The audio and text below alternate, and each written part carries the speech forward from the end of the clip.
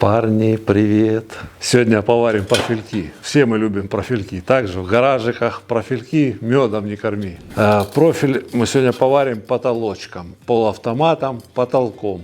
Много было запросов в комментариях. Вы просили показать, как варить потолок полуавтоматом. У нас такой полуавтомат, парни. Угадайте, в комментариях напишите. Название состоит из 3 букв, похоже на BMW. Пишите в комментариях. Полуавтомат классный. Профилек. Профилек очень тоненький, 1,5 миллиметра. Стеночка. Как бы не миллиметр. Я сейчас замерю, скажу вам точно. Вот так состыкую, потолочком пробегусь. Покажу, как это варится. Теорию не знаю. Давайте я сейчас прихвачу, покажу вам, как я буду вести горелку, и потом поварим. Устраивайтесь поудобнее, погнали.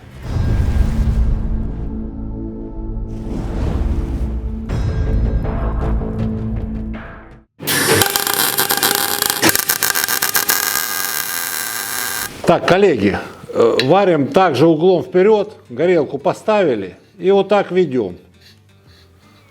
Вот так. Никаких движений я тоже не делаю.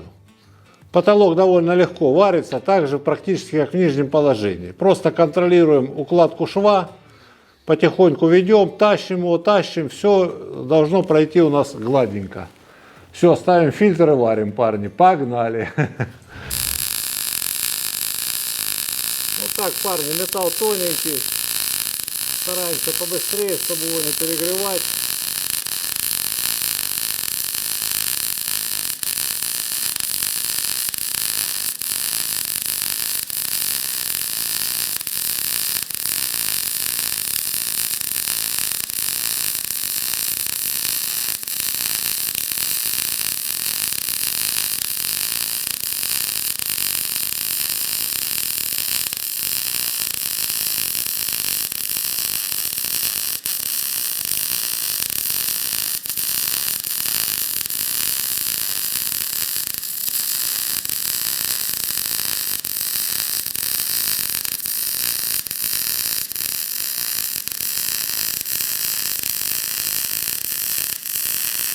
Ну, я думаю, достаточно.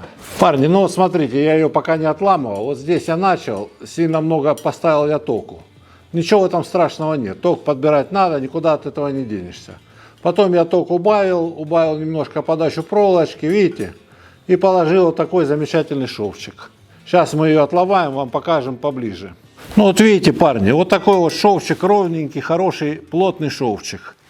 Металл тут 1,5 миллиметра, я замерил, толщина металла. Больше здесь катет не нужен. Этого вполне достаточно. Вот это, как я уже говорил, я прожег, много току навалил, потом убавил. Ну, подстраивать всегда надо, от этого никуда не денешься. Парни, ну вы видели, я, как правило, никаких движений горелками не делаю. Главное, хорошо настроить аппарат. Когда мы его настроим, просто ведем горелку, хоть потолок, хоть вертикал. Единственное, вертикал это единственный шов, где я могу делать движение. Почему? Потому что, смотря еще какой вертикал, если варить сверху вниз, когда металл толстый, там 10 мм, 8 мм, там надо катет побольше делать. И я делаю вот такими движениями, то есть елочкой, влево-вправо, влево-вправо. Если металл тонкий, вот такой 1,5 мм, там никаких движений тоже делать не надо, даже на вертикале. Там просто сверху вниз вот так пробежались. Может, мы сейчас даже снимем об этом видео, как тонкий металл варить в вертикальчик, да? Все.